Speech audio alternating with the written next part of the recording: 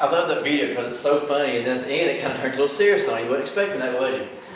It's kind of funny because we all have these different ideas about Christmas and when it comes to parties and family, and even when it comes to the Christmas story. And last week was awesome because we learned a lot of things about Mary and some of the terminology, and all. Amanda has laughed all week long about some of the wording, and I guess what's amazing about all that is because Mary was a teenager, a young teen. She was 14 years old. And it can't help but think that, Joseph right there, he had, he's portraying him, and he had, the full gray beard. And in my mind, I'm thinking, wow, what 14-year-old would want an old gray guy? I mean, you just... But see, we paint these pictures in our head, and it's just not true, okay? Now, I'm thinking that Mary was a very beautiful 14-year-old young woman. I think she was exquisite, and I can't help but think that Joseph was a young, manly man. Okay, I don't think that he was. I don't think he had gray hair. I think that he was very young. We know, what was Joseph? What did he do? What was his occupation?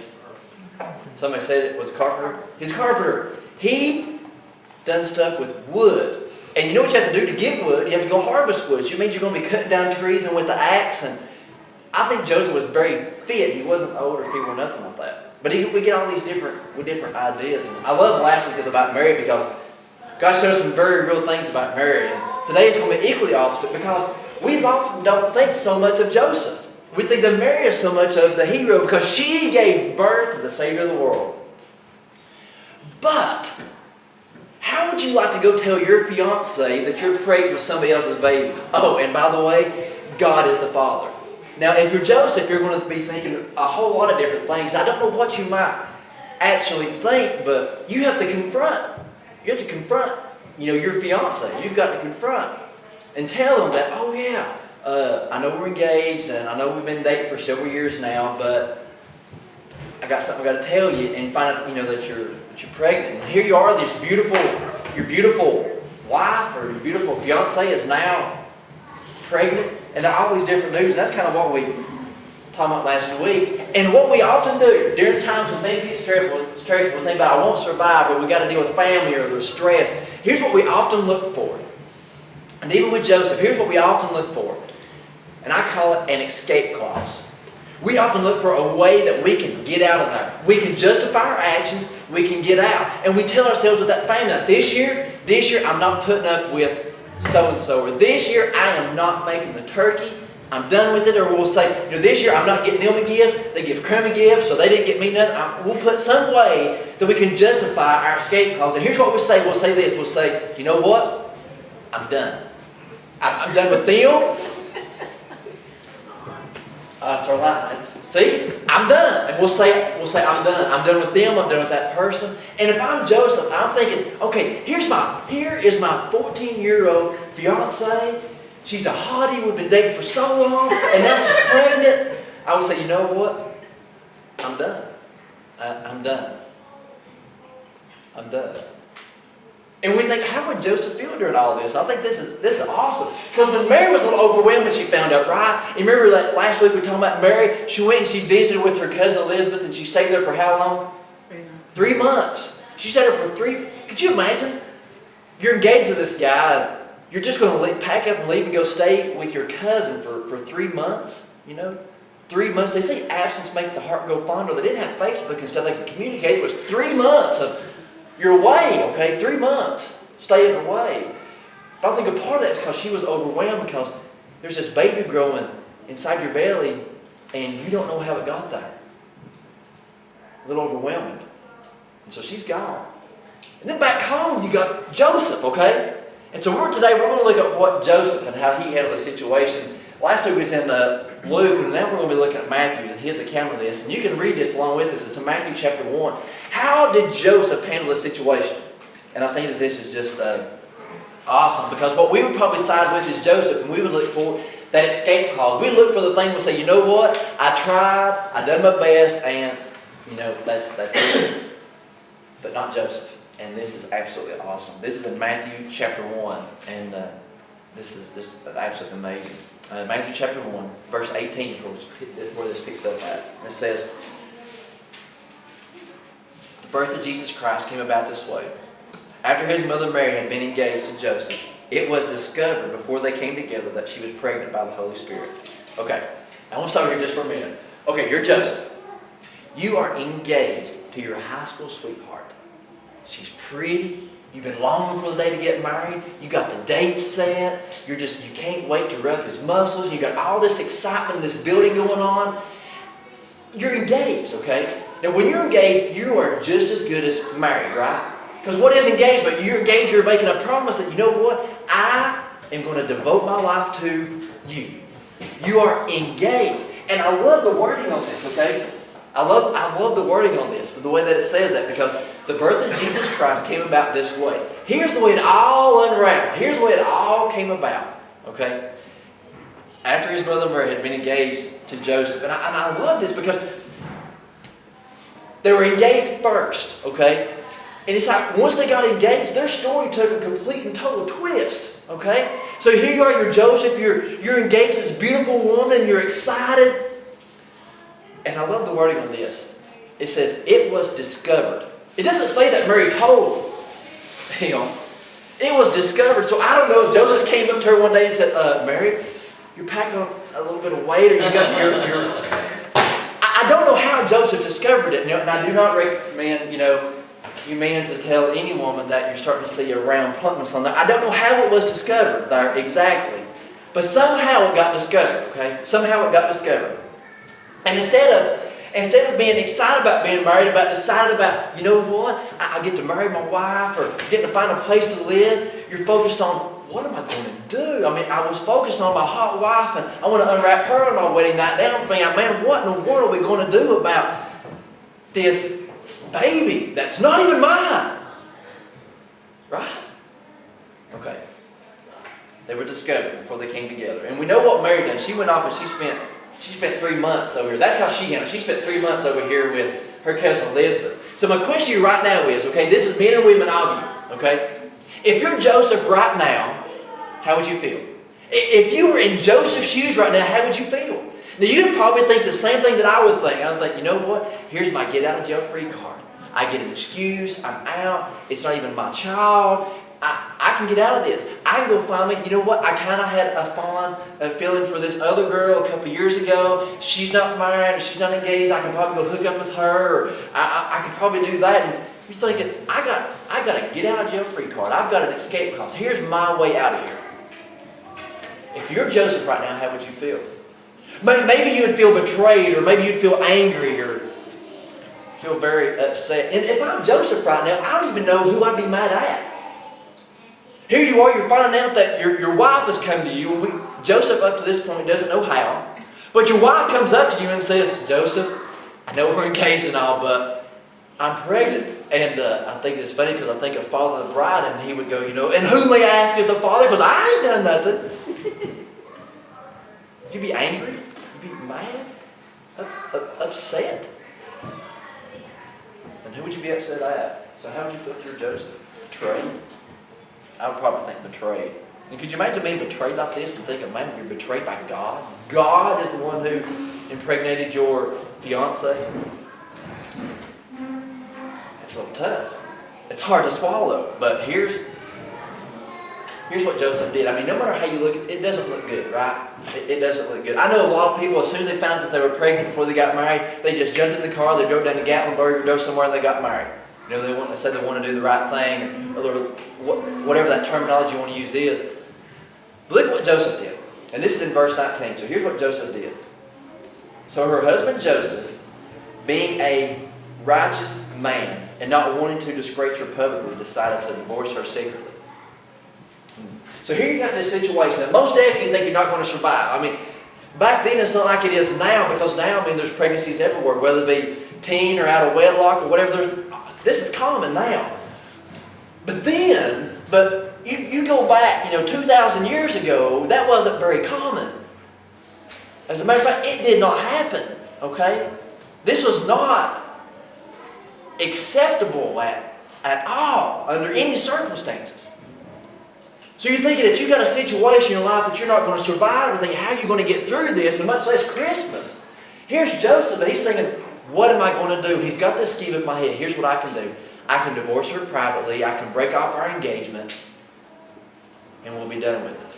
And we can be done with it. But there's something special about Joseph. Why he would do that. Why he would divorce her privately instead of making her a public ridicule. Instead of going up and saying, look, here's Mary. Look at her. And he could probably call her names. So, look, she's pregnant by somebody else. And she says, it's by God, the little nutcase. But Joseph, there's a word to describe Joseph. I say I want to back up here. But, so her husband, being I want y'all to lose this word. I want y'all to say this with me. But Joseph, being a righteous man. I love that word righteous. Now, we hear that word righteous. I don't know if you understand the exact full meaning of it. So, I want to put the definition of righteous on here. And this is awesome. Joseph being referred to as righteous. He's not going to put her away publicly or disgrace her because he's righteous. Now look at this.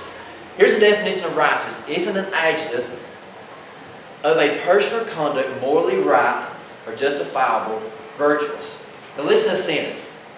He is good. He is a good, righteous man, I am sure. Synonyms for this word, you can see are good and virtuous, upright, upstanding, decent. I love this. Also an informal meaning, very good and excellent. Have you ever heard of anybody describe a man as being, he is a good man? Have you ever heard anybody use that?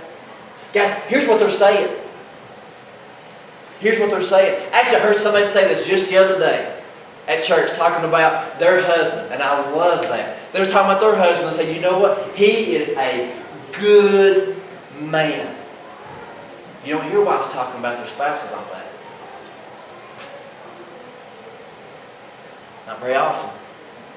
You know what I hear from wives? Lazy. Sorry. Pathetic.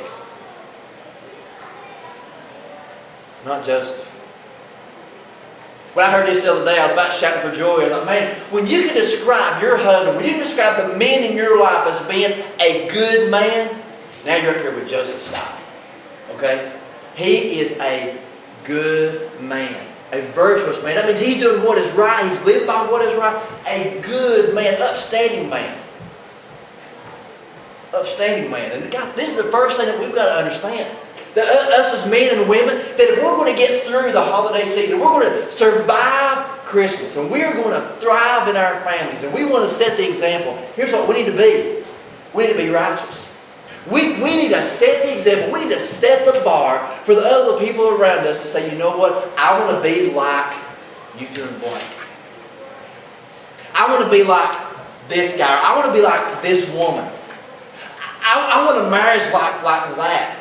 Guys, you don't just get that out of the box, okay? You don't just open up a box of Lucky Charms and say, you know what? I'm going to have a good marriage. It don't work that way. You don't just wake up one day and say, you know what? Lucky Charms or Cracker Jacks, I'm going to have good kids. Woo! It does not work that way.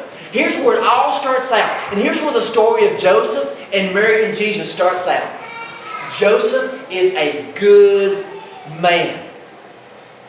A good man. See, last week we already learned that. Guess what Mary is? Mary is a good woman. You see where this fits in? You got a good woman and you got a good man, and they're coming together. And God is blessing this marriage with the Savior of the world. Because a good man and a good woman come together. See, being righteous doesn't just fall totally on the man, it falls onto the women as well. Be a good man, a good woman. Be righteous. I love this because what we put so much focus on, we want to put focus onto our marriage or find the right mate. I read this week and I want to share it with you. And I normally don't share things I read on Facebook or the internet, but this was just awesome. I actually found this on Pinterest, and I just thought this was absolutely awesome because Joseph was being the best he could be. Yes, I do Pinterest. It's awesome. Listen to this. Talk about a man. A man once asked his father, "Father, how will I ever find the right woman?" His father replied, "Forget finding the right woman. Focus on being the right man." I love that. Focus on being the right man. Be righteous. How can you be righteous in your life? Because here's what you need to do, okay? I guarantee you that there's some things that we need to get out of our life that we're maybe participating in or putting into our bodies or associating with, that we say, you know what? Enough's enough. I got to be righteous for myself, for my children, for my God, for my family. If we're going to survive Christmas, we have got to be righteous. If we're going to thrive in our families, we have got to stand up and be the men and the women that God has called us out to be. Righteous. Now guys, it doesn't mean you're perfect. Okay? Being righteous does not mean you're perfect. Joseph right now is not perfect. You know why? Because he is thinking in his mind, you know what? I'm going to divorce her privately. I'm not going to ridicule her. We're not going to make her a disgrace. We're going to set the example here. I'm going to do the right thing. So he's thinking about these things, and he's justifying our mind just like we justify things. And he's justifying this breaking off of this engagement, justifying breaking off of this divorce. And we can do the same thing. We can do this exact same thing. That we can err on the right side instead of doing on the wrong side. You know, it is so easy to do the wrong thing. Isn't it? It is so easy to say the wrong thing, and I do it all the time, you know. When you just fly off the handle like something will happen, or one of the kids drops something and you're like, what's going on? And you just start freaking out. Instead of just calming down and doing the right thing. The right thing. Now, I say this right here, and I know I'm spending a little bit of time on this because we try to put focus on to the other person or saying, you know what, you need to do this or you need to do this. But this is the part on you. It's about what do you need to do to be righteous? What do you need to do to step up your A game? See, if you're a cheerleader, to be the best cheerleader you can be. If you're a dad, to be the best dad you can be. If you're a husband, to be the best husband you can be. If you're a mother, if you're a wife, to be the best one that you can be. If you're a student, be the best you can be. If you're a kid, to be the best you can be. That's what this means, is giving it all that we possibly can, our very best. But here's what we will do. We'll see other people's, their shortcomings and say, you know what, at least I'm better than him. Guys, that's not a judging mark. Sure, you can be better than so-and-so. God is the one who set the checklist. God is the one who says, be better than me. That's your mark. Be righteous. Be righteous. And Joseph is no doubt, he's been awesome. He's been awesome. And then Joseph, okay, here's his plan. I got this scheme. But his righteousness, it doesn't just stop there. It continues on. He's wanting to do right but marry. But look at verse 20. Here's what happened. Okay. But after he had considered these things, an angel of the Lord suddenly appeared to him in a dream, saying, Joseph, son of David, don't be afraid to take Mary as your wife, because what has been conceived in her is by the Holy Ghost. She will give birth to a son, and you are to name him Jesus, because he will save his people from their sins. Now all this took place to fulfill what was spoken by the Lord through the prophet. Verse 23. See, the virgin will become pregnant and give birth to a son. They will name him Emmanuel, which is translated, God is with us. I love this. So, okay, you got Joseph, he's having this dream, and the angel comes and visits and says, okay, Joseph, it's true. Okay? Mary is pregnant. It's by God. And you are going to have a son. You are to call him Jesus. And I love this. I love this. I love this because last week we had Mary. You remember what the angel told Mary? He said, Mary, you are to call his name Jesus. But now the angel is coming to visit down with Joseph and says, Joseph, you are to name him Jesus. And he's telling them the exact same thing. And I love this because anytime the Bible speaks, it always speaks to only one person. And it confirms it. And here it's confirming that yes, this is the Son of God. Yes, you want to call his name Jesus because they are in this, and I love this word, together. Together. Together. We need unity. We need other people. And I absolutely love this. And he got this confirmation. And this is not a new story to us. We know this. We know that Joseph had this dream and the angel came down. We already know this. But I want you to look at what he did. This is in verse 24. Look at what he did. When Joseph got up from sleeping, he did as the Lord's angels had commanded him. He married her, but did not know her intimately until she gave birth to a son, and he named him Jesus. I love this. One of my favorite stories in the Bible. Because Joseph, he wakes up, and you know what he does? He doesn't go talk to his buddies. He doesn't go talk to his parents and say, what should I do? He stands up, and he goes, and he takes Mary. He goes, takes his sweetheart as his wife. He mans up. I love this. So they were engaged, okay? They were engaged. But now they're stepping up, and he is stepping up to the responsibility that he's promised to do. And I love this because they were already engaged. Now, what does being engaged mean? It means you're going to marry them, right? You're saying, you know what? I'm making a promise to you. I am vowing my heart to you. I love this. And Joseph, so he has this dream, and he wakes up, and he gets up, and he says, all right, Mary, let's go get hitched. He may not have said it that way, but in our 21st century, that's what I'm going to say, okay? They went and said, let's go get married. He doesn't worry. He doesn't fret. He doesn't worry about what anybody else is going to say. He doesn't worry about his parents. He goes and he says, Mary, I'm here. I got you back. I'm going to stand by you. I'm going to stand here with you. We're in this together. When I said I was going to get engaged to you, when I gave you my heart, when I gave you that ring on your finger, it meant that I gave you all my heart, my life, everything that I've got, and I'm going to stand by my word.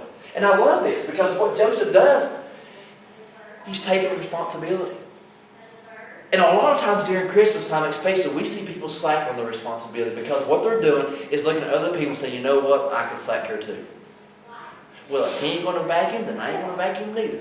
Well, if he ain't going to wash clothes, then I ain't going to wash his underwear neither. Well, if he don't help cook, then I ain't going to do the dishes. And we'll start justifying us back and forth. And what we need to do is stand up and take responsibility for what we have said that we're going to do. Men, take responsibility and love your wife. And loving your wife is not having sex.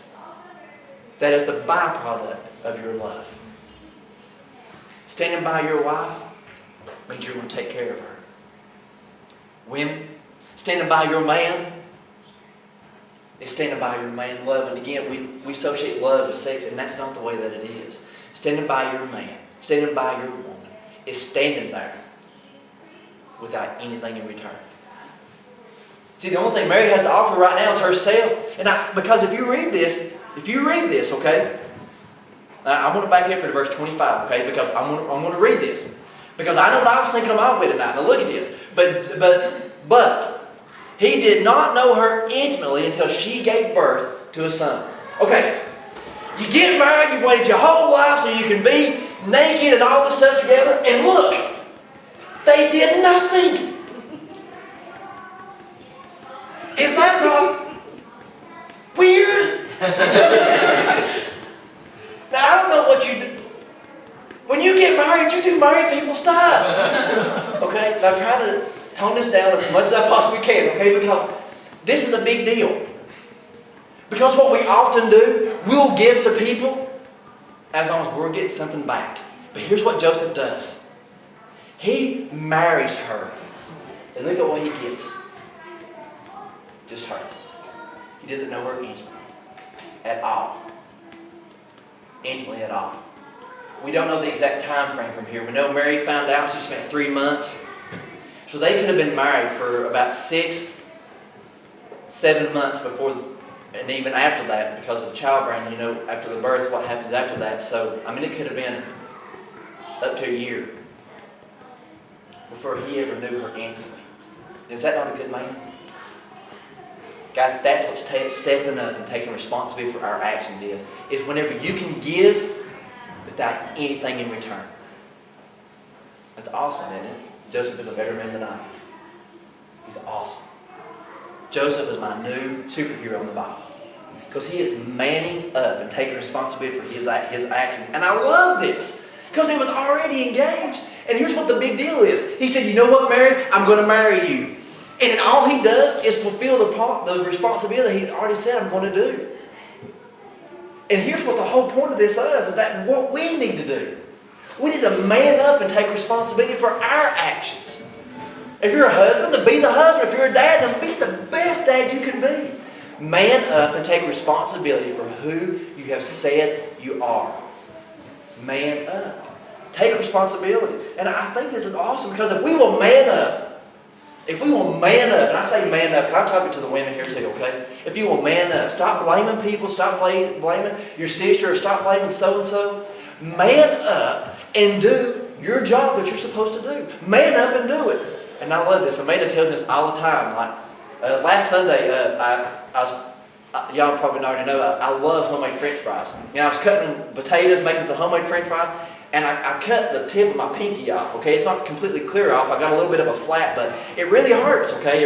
It really hurts. And it bled everywhere, and it just really hurts. And what's funny is my wife cannot stand the sight of blood. So it really hurts, okay? And there was blood everywhere, and then a couple days later, it still kind of hurt and all that. And here's what my wife told me. She said, and I told her, I was like, man, I said, my pinky hurts. And here's what her words exactly.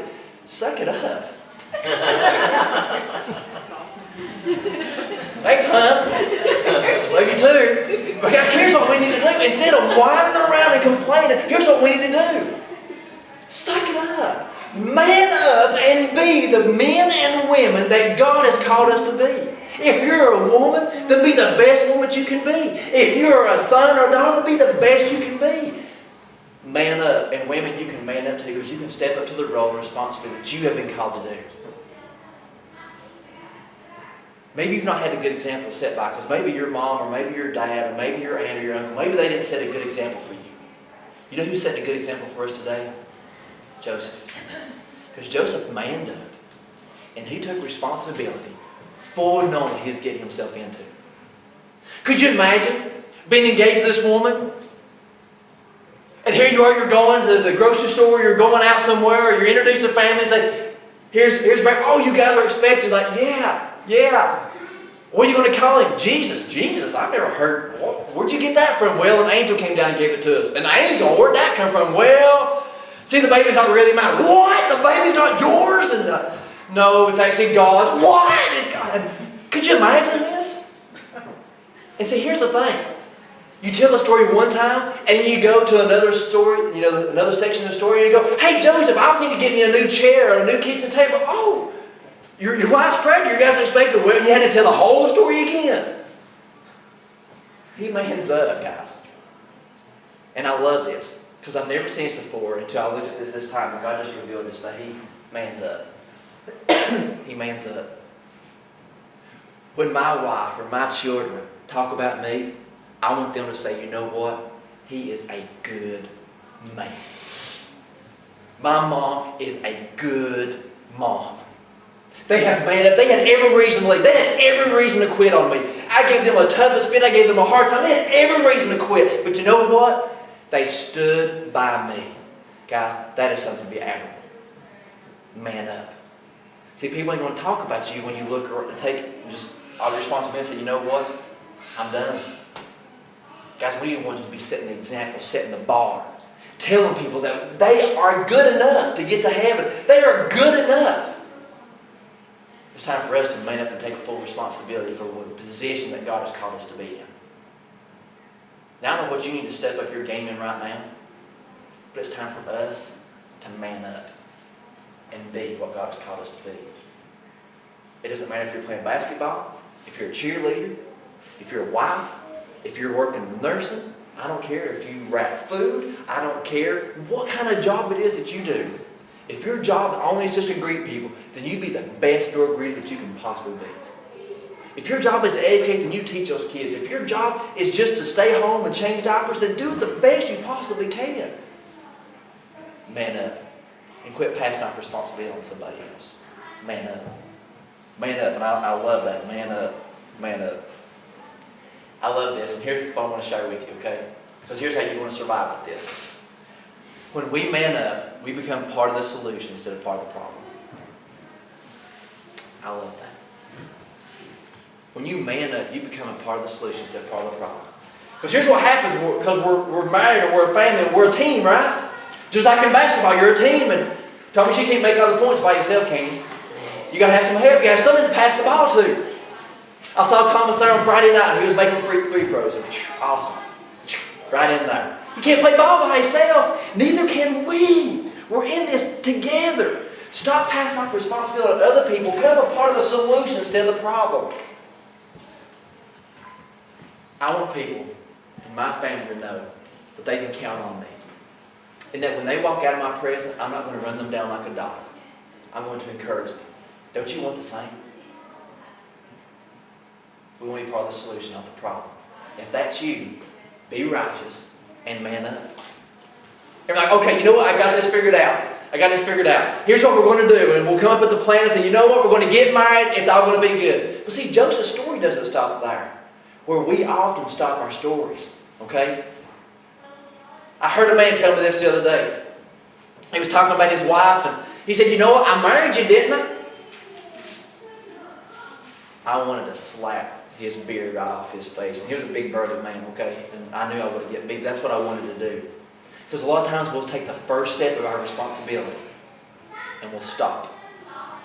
See, it's not a one-time deal. Look at what Joseph does. This is awesome. So you got baby Jesus, he's born, and then right after this, King Herod is searching for Jesus, okay? He sends out the wise men to go find Jesus, and they find him, they worship him, they present, the gifts of gold, frankincense, and myrrh. Then after that, the wise men, they leave, and then Herod is so angry, he orders this massacre that I want all the baby children killed.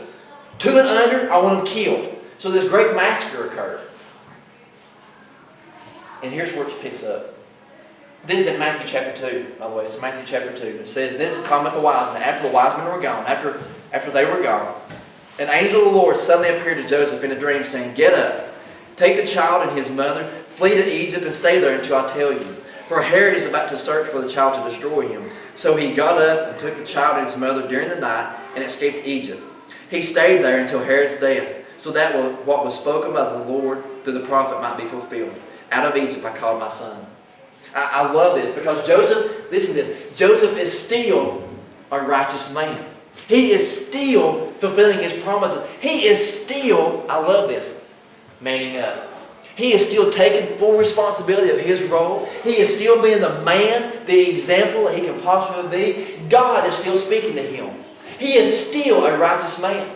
See, what we often do is say, you know what, we're married and that's good. I don't have to do anything anymore. No, because food still has to be prepared. Clothes still have to be washed. Cars need to be maintained. Bills have to be paid. And just because you're going to go off and make a job and make money does not mean that your responsibility stops there. It just begins. Okay? Your job is not just to make money and come home. Your job goes way beyond that. Because you've got kids that want you to get down on the floor and play with them. You've got a wife who wants you just to be in the kitchen while she's making cookies. You've got a husband that wants to explain the plays of football even when you have no idea what some of the terminology is. About being together. Man up and take responsibility. And keep taking responsibility. See, this great massacre was out and ordered. I mean, King Herod, he proclaimed this massacre. So guess what happened? They were killing kids, okay? Killing kids. And all because Joseph is still a righteous man, all because he is still manning up and taking full responsibility, they're able to survive. Is that not a big deal? Their survival is all hanging on Joseph right now. And get this, it doesn't stop. It goes on. Look at verse 19. It keeps going on. Verse 19, it says, and after Herod died, an angel of the Lord suddenly appeared in a dream to Joseph in Egypt, saying, get up and take the child and his mother and go to the land of Israel, because those who sought for the child's life are dead. Again, the angel still speaking to Joseph. So verse 21, so he got up and he took the child and his mother and entered to the land of Israel. But when he heard that Archelaus was ruling over Judah in the place of his father Herod, he was afraid to go there. And being warned in a dream, he withdrew to the region of Galilee. Then he went and settled in a town called Nazareth to fulfill what was spoken to the prophets, that he will be called a Nazarene. I love this, guys, because Joseph is still taking responsibility. Still. Today. He doesn't quit. He doesn't quit. Just because the ball game is over on Friday night doesn't mean you're not a cheerleader. Okay? It doesn't mean that. Just because the ball game is over on Friday doesn't mean you're not a basketball player. You're still a basketball player. You still are. It continues on. And just because you got married doesn't mean that you fulfilled your roles. It continues on. When we do those wedding vows and we say, till death do us part, do we mean it? Do we mean that I'm going to stand by you in sickness and in health? I asked a man the other day, I said, you going to stand by me when I'm in a wheelchair and I weigh 550 pounds? And she said, yeah. I hope you don't, though. Okay. Are we going to do that? Are we going to do that? How far are we going to stand beside somebody? As long as it's easy. Because just because we're going to do it, just because you get married doesn't mean it's going to be easy. Just because you have kids doesn't mean it's going to be easy. Just because you're doing what God wants you to do, it doesn't mean it's going to be easy. But don't you want to be referred to as that good man? It means that you're taking full responsibility, even when you have a reason to leave. Man up and take responsibility. And here's this last part of this, because Joseph, he does this, and I think this is awesome, because this is one of my favorite things. They're leaving, and he's taken from town to town, all because their survival is dependent upon Joseph. Their survival is dependent on him being a righteous man. And here's what he does with his responsibility. And I love this. He don't quit. He doesn't quit on his, I say it's Jesus, but his son. He does not quit on his son. He doesn't quit on his family. He doesn't quit on his wife. He don't quit. And guys, that's what we need to do. We want to survive Christmas. There's all kinds of stress. That's why I showed that video earlier about the 12 days of Christmas. Because sometimes your Christmas tree, it will catch on fire. I guarantee you, you will gain a couple of pounds during Christmas, and you will lose the tape and the wrapping paper. You just will, okay? There's all kinds of stress. But don't quit on your family. Don't quit. You man up. Now, this is not saying if you're in an abusive relationship, if you're in an unfaithful relationship, I'm not telling you to stick in there. I'm telling you, you just stand by the responsibilities that you've said that you're going to do. You can't help what's in the past. What's in the past, bury it and go on. I'm talking about the responsibility that you find yourself in right now. Right now. It's time for us to man up, and that we can set the example for our kids, just like Joseph was doing here. He was setting the example that even Jesus would follow. Isn't that awesome? That little baby Jesus is going to be growing up in this household, where a good woman and a good man come together. That's awesome. Think you survive Christmas that way? Absolutely. You're not only going to survive Christmas, you're going to thrive in Christmas. Man up. Their survival is dependent on this. And I guarantee you that you've got things that you're facing right now that's dependent on you manning up. And being a righteous man or being a righteous woman. Man up. Because here's what a lot of families are, okay? And I say a lot of families, I mean all families. Here's what they are. At the ball of mess. Do you like that? It is. It is. It doesn't matter if you've got a drunk uncle, a gay aunt, a drug addict son, unfaithfulness, it doesn't matter. They're all a mess. And I'm not talking about everybody else right now, okay? I'm talking about just you. Just you right now in your life. What is it right now that you've got for you to face? That you need to be righteous on? See, you can't ask God to be blessing you when you're not trying to live for Him to begin with, okay? I know a lot of people, they're trying to say, you know what, I pray to God, but here's what they're doing, okay? They're shacking up and sleeping with this person and giving them full self over to them and asking God to bless that. How can He bless that? How can God bless that? How can He? He can't. But here's what He can bless. He can bless someone who mans up and is being righteous for Him. He can bless somebody who is standing by their mate or standing by their children. What is it right now in your life right now that you need to man up and say, you know what, I need to do a better job at this. Maybe it is your mothering or your parenting, or maybe it is about you and your manly skills, or you've been a husband. Maybe about the other men and women in your family that you need to set the example. You're like, you know what, I need to man up. I'm not going to be a part of the problem, I'm going to be part of the solution. Sometimes as teens, here's what we like to do. And we start the gossip things, and it just goes. Did you hear what so-and-so wore to the dress last night? Oh my God, did you see all her stuff hanging out? I mean, we'll start being a part of the problem. Instead of being part of the solution. Man up. I don't know what it is right now that you've got going on in your life that you need to man up on. But Christmas time, here's what it does to our ball of messes as the families. Here's what Christmas time does. It amplifies it. And it intensifies. And during this time, there's going to be gifts, exchanges, and all that. But already we're at wit's end. Already we're spent. and you have family get-togethers. And here's why we've done this all this time from right now, is because from this day forward, there's not that many more days left of Christmas, right? And our stress levels, they start to go up and up and up. But what is it that you need to man up on during this time?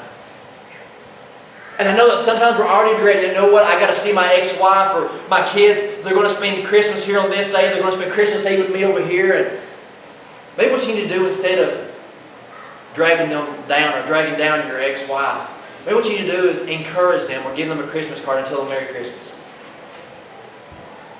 Okay? I don't know. But I do know this, that you can be part of the problem instead of part of, you can be part of the solution instead of the problem. Man up. Maybe what you really need to do during this time is spend some more time with your kids. Or maybe kids, what you need to do is stop complaining to your parents. I don't know what you may need to man up on. But I can tell already in the look of your face that there's some things in some areas in your life that you need to man up on. Maybe what you need to do is go back to the righteous side. You need to be righteous. You're participating in a whole lot of things that you ought not be participating in. See, there's not a checklist down the Bible that you can say, okay, do this and don't do that. The Bible is not a list of do's and don'ts. Here's what it is. Will you man up and be what God has called you to be? Sum the Bible up with that right there. He wants you to do two things. He wants you to live for Him, love God, and He wants you to love people. That's all He wants you to do. So what is it right now in your life that you need help doing this with on? To be righteous so that you can love God and that you can love people. That's all it's about. Me and Amanda, for the past several years, we did it last year, first time, just because it was something I really wanted to get her, but we haven't bought each other anything for Christmas from the past couple of years. Nothing. Absolutely nothing. And here's what we've enjoyed, is just being together. Because guys, Christmas is not about the gifts. It can be, and they're awesome. And I love watching I love watching the expressions on our kids when they get to open up that thing that they really want. And you get to see them just light up. It's awesome. It's awesome. And here's what they want you to do. Like that man in the video earlier with the bicycle. They want you to get down the floor with them and put it together right now. Okay, right now. Maybe that's what you need to man up on. Is that the time that you're going to spend with your kids? Give it everything that you've got.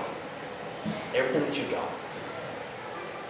Maybe for the family that gets together, maybe instead of being 2.5 hours late and complaining about everybody and the one who smells and the one who done this last year and the one who still owes you money and the one who wrecked your car 8 years ago or the one who stole something from you, here's what maybe you can do to all those people. Merry Christmas.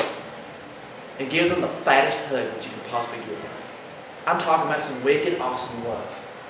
Maybe that's how you can man up. Maybe you've got somebody in your life, or maybe you've got a parent, or maybe you've got a son, or maybe you've got a daughter, or maybe you've got an uncle. Maybe that just everybody hates on them. Here's what maybe you need to man up and do. Just to show them some love. What is it right now that God is just impelling on you that you need to man up on? Because guys, Joseph was referred to as a good man. You don't just get that way just by being a man. You do it. You do it. I want to ask you to bow your head and close your eyes just for a moment. This is your time as we pray together. Father God, you are absolutely awesome and amazing.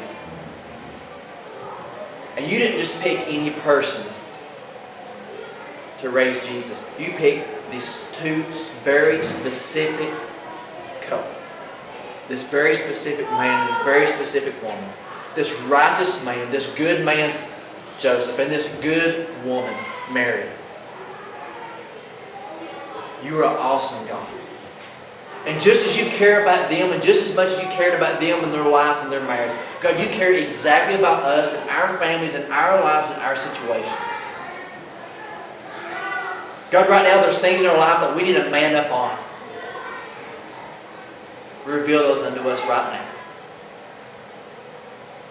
And as you continue to pray, as God is revealing that in your life right now, I guarantee you there's things in your life right now that you need to man up on, that you need to be a better something. I don't know what that is. But I'm going to ask you to call unto God right now. Right now. and ask Him to help you to be a better whatever that is. Because you want to be a good man. You want to be a good daughter. You want to be a good son. You want to be a good wife. You want to be a good husband. You want to be a good... What is it? Would you call on God right now? Call on God right now. Say, God, I know that I've messed up. But I want to be a good... Help me to be man up and be the man. Help me to man up and be the woman that you, God, want me to be. Help me to be righteous and do, God, what you want me to do.